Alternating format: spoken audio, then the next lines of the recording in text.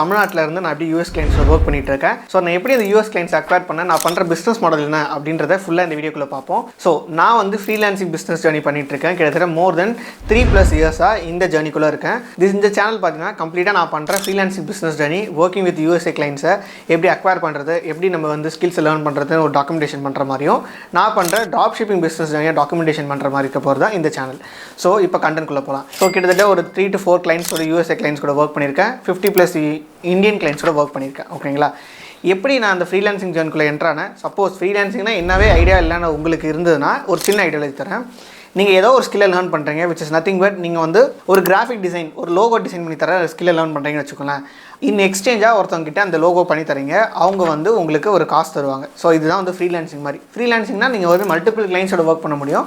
ஒரு கம்பெனி கீழே வேலை பார்த்தீங்கன்னா அந்த கம்பெனி கொடுக்குற ப்ராஜெக்ட்டில் மட்டும் தான் வேலை செய்ய முடியும். இதான் ஒரு டிராஸ்டிக்கான டிஃப்ரென்ஸ்னு பார்த்தீங்கன்னா, இதில் நீங்கள் நிறைய விஷயம் லேர்ன் பண்ணலாம். என்னென்ன விஷயம்லாம் லேர்ன் பண்ணலாம், எப்படி நம்ம வந்து கிளைண்ட்ஸ் அக்வயர் பண்ணலாம் அப்படின்ற டீட்டெயிலாக இன்ஃபர்மேஷன் சொல்கிறேன். நான் எப்போ ஸ்டார்ட் பண்ணுற ஒரு ரீவைண்டுக்கு போவோம். நான் வந்து கோவிட் ஹிட் ஆகும் போது நான் இந்த பிஸ்னஸ் மாடலில் ஸ்டார்ட் பண்ணேன். நான் ஒரு 2-3 கிளைண்ட்டோட ஒர்க் பண்ணிட்டு இருக்கேன். ஒர்க் பண்ணி முடிக்கும் போது எனக்கே தெரியாது, ஓகே ஃப்ரீலான்சிங்னு ஒரு வேர்டு இருக்குது, அந்த வேர்டுக்கு மீனிங் நம்ம பண்ணுற வேலை தான் அப்படின்றது தெரிய வந்துச்சு. இப்போ எனக்கு புரிய வந்ததெல்லாம் இந்த ஃப்ரீலான்சிங் பிஸ்னஸ் ஜர்னியை நம்ம இன்னும் கொஞ்சம் எக்ஸ்பேண்ட் பண்ணுவோம், நிறைய கிளைண்ட்ஸோட ஒர்க் பண்ணால் நிறைய மணி தருவாங்க அப்படின்னு சொல்லுவாங்க. நான் என்ன ஸ்கில் லேர்ன் பண்ணேன் அப்படின்னு பார்த்தீங்கன்னா, நான் லேர்ன் பண்ணது வந்து வெப்சைட் டெவலப்மெண்ட். நான் வந்து ஒரு பேசிக்காகவே கம்ப்யூட்டர் சயின்ஸ் ஸ்டூடெண்ட்டு.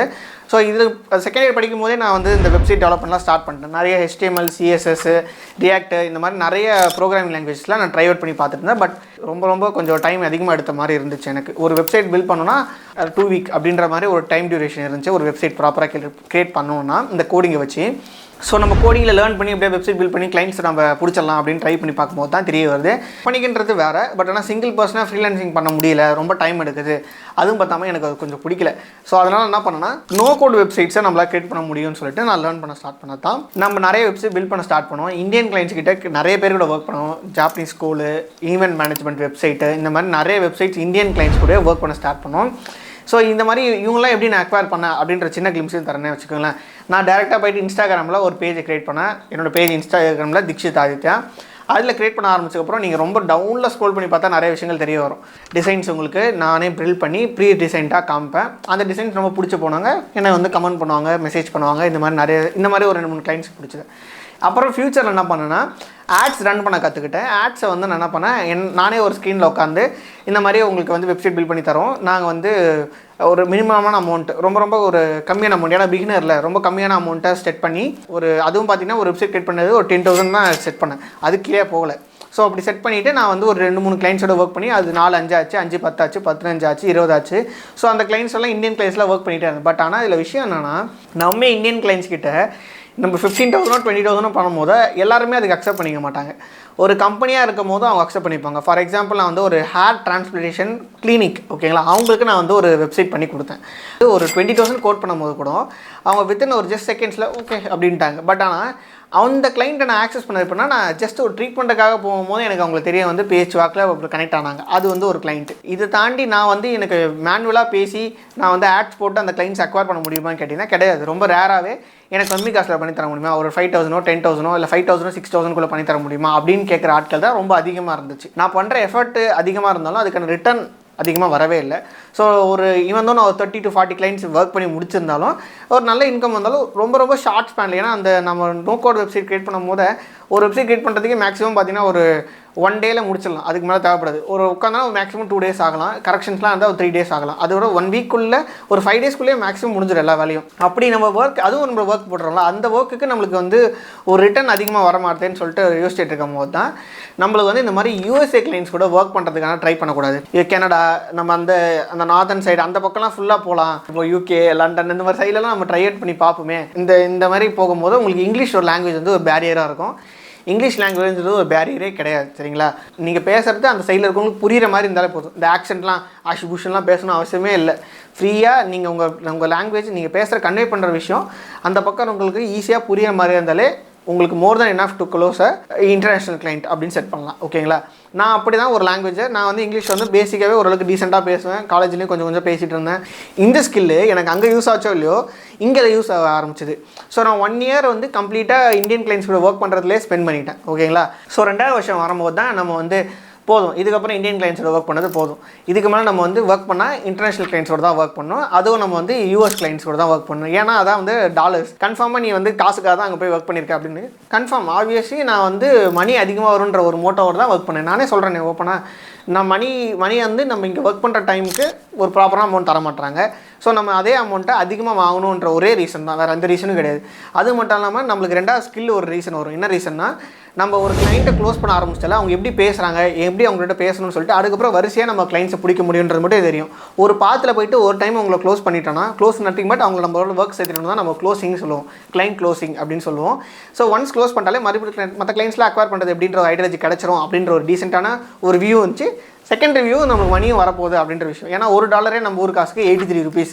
ஸோ அப்படி இருக்கும் போது நம்ம நிறையவே சார்ஜ் பண்ணலாம் அப்படின்னு சொல்லிட்டு நான் ட்ரை அவுட் பண்ணி பார்க்கும்போது அதே மாதிரி நான் இன்ஸ்டாகிராமும் ட்ரை அவுட் பண்ணேன். இன்னொரு மெத்தட் ட்ரை அவுட் பண்ண சொல்கிறேன். நான் முக்கியமான விஷயம் 2-3 மெத்தட்ஸ் ட்ரை பண்ணேன். மொதல் மெத்தட் பார்த்தீங்கன்னா இன்ஸ்டாகிராமில் டிஎம்ஸ் ஒரு பெரிய பேராகிராஃப் ட்ரை பண்ணி வச்சுக்கிட்டேன். நான் பண்ண வெப்சைட்ஸ்லாம் ஸ்க்ரீன் ரெக்கார்டிங் பண்ணி ட்ரைவ் லிங்க்கில் போட்டு வச்சுக்கிட்டேன். இன்ஸ்டாகிராமில் போயிட்டு கோச்சஸ் அப்படின்னு டைப் பண்ணி நிறைய கோச்சஸை ட்ரை அவுட் பண்ணி ஆரம்பித்தேன். போயிட்டு அவங்கள சர்ச் பண்ணி கிளிக் பண்ணி எங்கே இருக்காங்க, எந்த ஊர், யூஎஸ் இருந்தால் டக்குன்னு அவங்களுக்கு முன்னே வந்து ஃபாலோ பண்ணி அவங்க 2-3 டைம் அவங்க என்கேஜ்மெண்ட்டை ஆட் பண்ணுறது.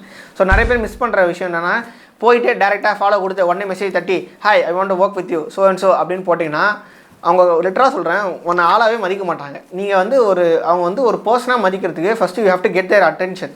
முதல்ல அவங்க அக்கௌண்ட்டுக்குள்ளே போங்க, ஃபாலோ பண்ணுங்கள். அவங்க முதல்ல அவங்க பயோவில் லிங்க் இருக்கான்னு பாருங்கள். வெப்சைட் ரொம்ப நல்லா இருந்ததுன்னா வேணாம், ரொம்ப நல்லா இல்லைன்னா அவங்க தான் அவங்க கிளைண்ட்டு. நேராக போயிட்டு அவங்ககிட்ட வந்து hi I want to create website சொல்லக்கூடாது. ஃபஸ்ட்டு ஃபாலோ பண்ணணும். ஃபாலோ பண்ணிவிட்டு அவங்க போடுற போஸ்ட்டுக்கு என்கேஜ்மெண்ட் ஆகணும், லைக் பண்ணணும், அப்புறம் 2-3 கமெண்ட் பண்ணணும். அவங்க கொடுக்குற கமெண்ட்டுக்கு அவங்க ரிப்ளை பண்ணுறாங்களான்னு பார்க்கணும். ரிப்ளை பண்ணலன்னா நீங்கள் என்ன பண்ணணும், அடுத்த விஷயமா அவங்க போடுற ஒரு போஸ்ட்டை வேல்யூபிளான போஸ்ட்டுன்னு சொல்லிட்டு உங்களோட இன்ஸ்டாகிராம் ஐடியில் ஷேர் பண்ணி அவங்கள டேக் பண்ணுங்கள். ஸோ இது மூலமாக நீங்கள் வந்து அவங்களோட அட்டென்ஷனை ஈஸியாக வாங்க முடியும் இன்ஸ்டாகிராமில். இது வந்து ஒரு பெஸ்ட் வேயாக இருக்கும். ஓகேங்களா, நீங்கள் அவங்க அட்டென்ஷனை இன்ஸ்டாகிராமில் வாங்கினதுக்கப்புறமா அவங்க வந்து மேபி தேங்க்யூ அப்படின்னு சொல்லுவாங்க. தேங்க்யூ சொன்னதுக்கப்புறம் ஜஸ்ட் எடுத்தோடனே கான்வர்சேஷனில் உடனே ஆரம்பிச்சிடக்கூடாது. ஒரு 2-3 கான்வர்சேஷன் போகணும். மேக்ஸிமம் ஒரு 5 கான்வர்சேஷன் பண்ணி நீங்கள் எங்கே இருக்கீங்க, நான் இங்கே ஒர்க் பண்ணுறேன், நான் இந்த மாதிரி இருக்கேன், I want to know about you அப்படின்னு சொல்லிக்கிறேன். நீங்கள் உங்களை செல்ஃப் இன்ட்ரடியூஸ் பண்ணிவிட்டு நான் கூட ஒர்க் பண்ணணும்னு நினச்சி சொல்லக்கூடாது. உங்களை பற்றி நான் தெரிஞ்சுக்கணும் அப்படின்னு சொல்லுங்கள். அதுக்கப்புறம் அவங்கள பற்றி சொல்லுவாங்க. நெக்ஸ்ட்டு நீங்கள் வந்து உடனே ஒர்க் பண்ணுற மாதிரி சொல்லுவாங்க. நீங்கள் ஒரு ஃபியூ பீஸாக அனுப்பணும். அவங்க வெப்சைட்டை கொஞ்சம் அனலைஸ் பண்ணிட்டு I have just analyse your website and I found few red flags அப்படின்னு சொல்லிட்டு 2-3 தப்பை நீங்கள் மென்ஷன் பண்ணி காமிங்க. அதுக்கப்புறம் அவங்ககிட்ட வருவாங்க, ஓகே நீங்களும் வெப்சைட் டெவலப்பர் தானே, எனக்கு கொஞ்சம் கரெக்ட் பண்ணி தர முடியுமா அப்படின்னு அவங்க கேட்பாங்க. இப்படி தான் நான் கிளைண்ட்ஸை க்ளோஸ் பண்ண ஆரம்பித்தேன் ஃபஸ்ட்டு இன்ஸ்டாகிராமில். இந்த மெத்தடை நான் ஃபாலோ பண்ணிகிட்டு இருக்கும் போதே எனக்கு வந்து நிறைய ரிப்ளைஸ் வரது கம்மியாச்சு கொஞ்சம் கொஞ்சமாக. ஏன்னா நான் வந்து இன்ஸ்டாகிராமில் போஸ்ட் போட்டது வந்து தமிழில் போட்டுட்டு அப்படி இருக்கும்போது எனக்கு கிளைண்ட்ஸ் எங்கேருந்து அக்வயர் ஆவாங்க, தமிழ்நாட்டிலேருந்து அக்வயர் ஆவாங்க. ஆனால் நான் என்ன பண்ணேன், எனக்கு தேவை இன்டர்நேஷ்னல் கிளைண்ட்ஸ். தமிழ் ஆடியன்ஸை நான் வந்து வேணாம்னு முடிவு பண்ணிட்டேன். ஏன்னா தமிழ் ஆடியன்ஸ் வேணும். எப்போ வேணும்னா நான் வந்து என்னோட ஆடியன்ஸ் பர்சனல் பிராண்டை டெவலப் பண்ணுறது எனக்கு தமிழ் ஆடியன்ஸ் தேவைப்படுது, ஆனால் ஒர்க் பண்ணுறது யூஎஸ்ஏ கிளைண்ட்ஸ் தேவைப்படுது அப்படின்னு சொல்லிட்டேன். ஸோ அப்படி இருக்கும் போது ஆனால் ஒர்க் பண்ணால் இன்டர்நேஷனல் கிளைண்ட்ஸோட தான் ஒர்க் பண்ணணும் அப்படின்னு சொல்லி டிசைட் பண்ணி வச்சுக்கிட்டேன் நான். ஓகேங்களா, இப்படி நான் செட் பண்ணும் போது தான் நான் தனியாக டிஎம்ஸ்னு ஆரம்பித்தேன். அது இன்ஸ்டாகிராமில் ஓரளவுக்கு ஒர்க் அவுட் ஆகிடுச்சு. ஆனால் போக போக பார்த்தீங்கன்னா என்னோட கவுண்ட்டும் ரொம்ப கம்மி. அப்போ நான் வந்து ட்ரை அவுட் பண்ணி பார்க்கும்போது ஒரு 300 to 400 ஃபாலோவர்ஸ் தான் இருந்துட்டு இருந்தாங்க. இப்போ அப்படி இருக்கும் போதே என்கிட்ட வந்து அவங்க பேசுவாங்க, கொஞ்சம் என்கேஜ் ஆவாங்க அப்படின்ற விஷயம்லாம் இருந்துட்டு இருந்துச்சு. ஈவென்ச்சுவலி கொஞ்சம் டைம் போக போக நான் வந்து ஒரு விஷயத்தை லேர்ன் பண்ண ஆரம்பித்தேன், which is nothing but cold emailing அப்படின்னு சொல்லுவாங்க. இந்த கோல்ட் இமெயிலிங் வந்து ரொம்ப ரொம்ப எஃபெக்டிவானதுன்னு சொல்லிட்டு நான் நிறைய பேர்கிட்ட கேள்விப்பட்டிருக்கேன். ஃபார் எக்ஸாம்பிள் அன்கூர் வாரிக்கோ அப்படின்னு சொல்லிட்டு ஒருத்தர் இருக்கார். அவர் வந்து ஒரு என்டர்பிரனர். அவர் வந்து கோல்டு இமெயிலிங்கில் ஒரு மாசான ஆள். அவர் வந்து நிறைய டைம் வந்து கோல்டு இமெயிலிங் பற்றி போஸ்ட் போட்டதை நான் பார்த்துருக்கேன். ஓகே, கோல்டு இமெயிலிங்லாம் அப்போ என்ன அதுக்கு யூஸ் ஆகுமா, ஒர்க் அவுட் ஆகுமா அப்படின்னு நான் டெஸ்ட் அவுட் ஆகுமான்னு ட்ரை அவுட் பண்ணிட்டு இருக்கும் போது தான் நம்ம வந்து கோல்டு இமெயிலிங் பற்றி லேர்ன் பண்ணலாம் அப்படின்னு சொல்லிட்டு நான் கிண்டிலுக்குள்ளே இறங்கினேன். கிண்டில் இஸ் நத்திங் பட் நீங்கள் வந்து நிறைய புக்ஸ் அங்கே இருக்கும். சப்ஸ்கிரிப்ஷன் பேசிஸில் நீங்கள் நிறையா படிச்சிக்கலாம், அன்லிமிட்டடாக. ஒரு வாட்டி டவுன்லோட் பண்ணிட்டீங்கன்னா நீங்கள் நிறைய வாட்டி எத்தனை வாட்டி வேணால் படிச்சிக்கலாம். அது அப்படி நான் வந்து அமேசான் ப்ரைம் பர்ச்சேஸ் பண்ணி அந்த கிண்டில் வெர்ஷனுக்குள்ளே போயிட்டு கோல்டு இமெயிலிங் போட்டோன்னே நிறைய புக்ஸ் வந்துச்சு. அதில் ஒரு 1-2 புக்ஸை படித்தோடனே எனக்கு கிளியர் கட்டான ஐடியாலஜி கிடச்சிருச்சு. ஓகேங்களா, கிளைண்ட் விச் இஸ் நம்ம கிளைண்ட் பேஸ். அவங்கள வந்து நம்ம என்ன சொல்லுவோம்னா கிளைண்ட் பேஸ்ன்னு சொல்ல மாட்டோம். நம்மளுக்கு அதுக்கு பேர் வந்து நம்ம கிளைண்ட்ஸ் அக்வாரிஷன் பண்ணுறதுக்கான ஒரு செட் ஆஃப் பீப்புள். கிளைண்ட்ஸ் லிஸ்ட்டுன்னு வைக்கலாம், இல்லாட்டி இன்னொரு ஸ்பெசிஃபிக்கான நேம் இருக்குது. அந்த நேம் வந்து பர்சனா, கிளைண்ட் பர்சனா அப்படின்னு சொல்லுவாங்க. நம்ம கிளைண்ட்டு எப்படிலாம் இருக்கணும், யாரெல்லாம் இருக்கணும், அவங்க வந்து கோச்சாக இருக்கணுமா, இல்லாட்டி ஒரு பேரண்டிங் பீப்புளாக இருக்கணுமா, இல்லாட்டி ஜிம் வச்சுருக்கணுமா அப்படின்னு சொல்லிட்டு நம்ம டிசைட் பண்ணுறது தான் கிளைண்ட் பர்சனா அப்படின்னு சொல்லுவாங்க. கிளைண்ட் பர்சனாவை யாரெல்லாம் நம்ம கிளைண்ட்டாக இருக்கணும்னு சொல்லிட்டு ஒரு நோட் பண்ண ஆரம்பித்தேன். நோட் பண்ணிவிட்டு டேரெக்டாக அவங்க இன்ஸ்டாகிராம் அக்கௌண்ட்டில் போயிட்டு அவங்களுக்கு வெப்சைட் இருக்கா அப்படின்னு தேடி பார்த்துருந்தேன். அவங்க பயோவில் கண்டிப்பாக லிங்க் கொடுத்துருப்பாங்க, இல்லை லிங்க் ட்ரீயை இன்டெகிரேட் பண்ணியிருப்பாங்க. லிங்க் ட்ரீக்குள்ளே போனால் அவங்க வெப்சைட் மாட்டோம் அப்படின்னு சொல்லிட்டு உள்ளே போய் பார்த்துட்டே இருந்தேன்.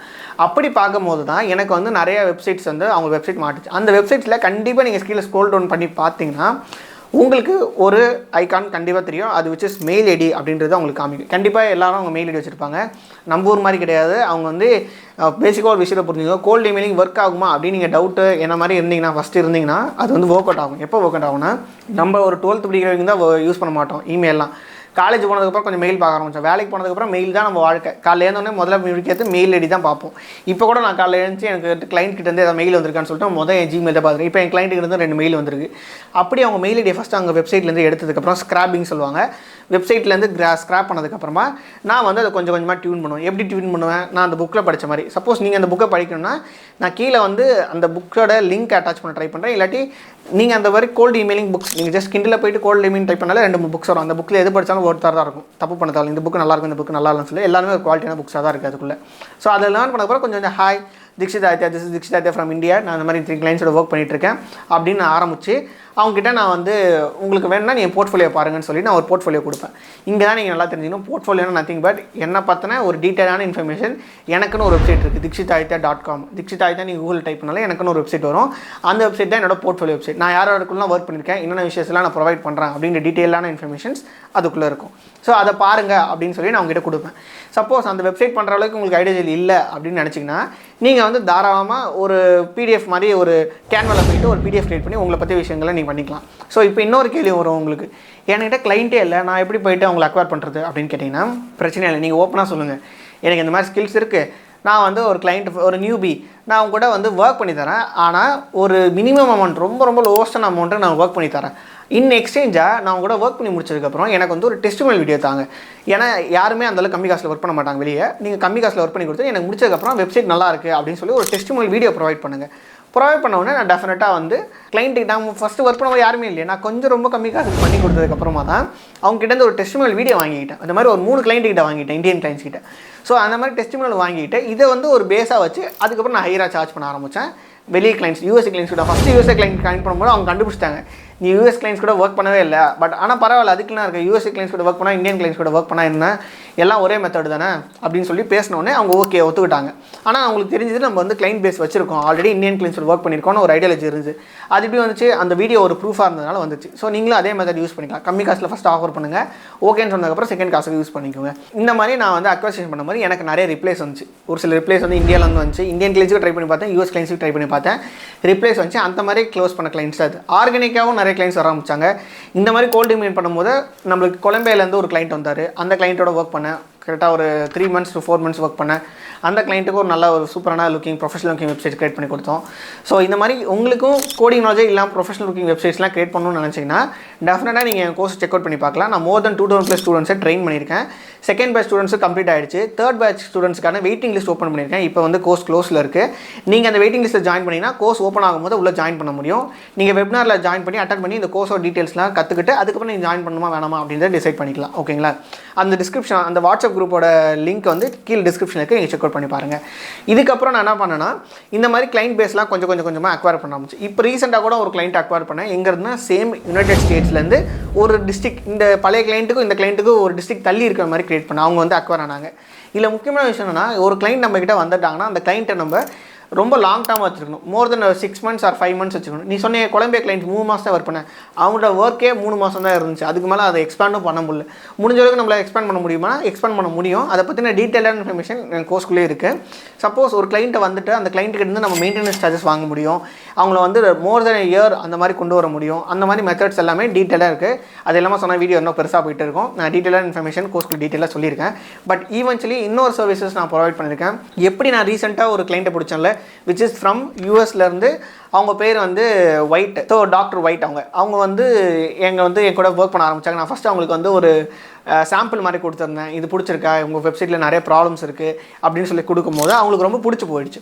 ஸோ அதுக்கப்புறமா அவங்க என்ன சொன்னாங்க, நான் அவங்க கூட ஒர்க் பண்ண நினைக்கிறேன், பட் ஏன்னா எனக்கு டைம் ரொம்ப நிறையா இல்லை, எனக்கு கம்மி டைம் தான் இருக்குது அப்படின்னு சொன்னோன்னே நான் அவங்ககிட்ட சொன்னோடனே ஓகே நம்ம வந்து ஒர்க் பண்ணலாம், பட் ஆனால் ஒரு சர்டன் அமௌண்ட் ஆஃப் டைம் தான் ஒர்க் பண்ணோம், ஆனால் லாங் ஜர்னியாக இருக்குன்னு சொல்லிட்டு நான் ஒர்க் பண்ணோடனே அவங்க லாங் ஜர்னிக்கும் என் கூட க்ளோசிங் கிளைண்ட் ஆகிட்டாங்க. ஸோ இதை பற்றின டீட்டெயிலான இன்ஃபர்மேஷன் ஒரு தனி வீடியோவே அப்லோட் பண்ணியிருக்கேன். சப்போஸ் நீங்கள் இந்த வீடியோ பார்க்கலன்னா இந்த வீடியோ செக் அவுட் பண்ணி பாருங்கள். ஸோ நான் லேர்ன் பண்ண ஸ்கில்ஸ் எல்லாமே லேர்ன் பண்ணணும். இதே மாதிரி வீடியோஸ்லாம் நீங்கள் வந்து நிறைய போடணும், இந்த ஃப்ரீலான்ஸ் ரிலேட்டட் வீடியோஸ்லாம் போகணும்னு நினச்சிருந்தீங்கன்னா டெஃபினட்டாக கீழே கமெண்ட் பண்ணுங்கள். இந்த வீடியோ உங்களுக்கு ரொம்ப யூஸ்ஃபுல்லாக இருக்குன்றது கீழே கமெண்ட் பண்ணுங்கள். மறக்காமல் நான் போட்ட அந்த கிளைண்ட் எப்படி க்ளோஸ் பண்ணுன்ற டீட்டெயிலான இன்ஃபர்மேஷன் வீடியோவை இங்கே செக் அவுட் பண்ணி பாருங்கள்.